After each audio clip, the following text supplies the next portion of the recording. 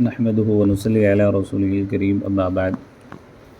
آج سیرت کا یہ دوسرا سبق ہے، حضرت ابراہیم علیہ السلام اور ان کا خاندان۔ سبق نمبر 2، حضرت آدم علیہ السلام پہلے انسان اور پہلے نبی ہیں۔ ان کی اولاد میں بڑے بڑے پیغمبر پیدا ہوئے۔ ان پیغمبروں میں ایک حضرت ابراہیم علیہ السلام ہیں جو عراق میں پیدا ہوئے۔ ان کے والد آزر بت تراشتے اور بیچتے تھے اور انہی بتوں کی پوجا بھی کرتے تھے، اور لوگ بھی بتوں کے پجاری تھے۔ حضرت ابراہیم علیہ السلام نے اپنے ابا جان کو اور لوگوں کو سمجھایا، مگر انہوں نے انکار کیا اور حضرت ابراہیم علیہ السلام سے ناراض ہو گئے اور انہیں تکلیفیں دی، یہاں تک کہ بھڑکتی ہوئی آگ میں ڈال دیا۔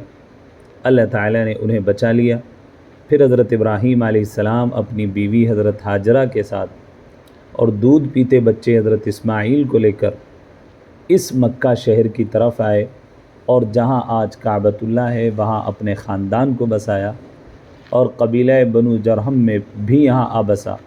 اسی قبیلے کی لڑکی سے حضرت اسماعیل علیہ السلام کی شادی ہوئی۔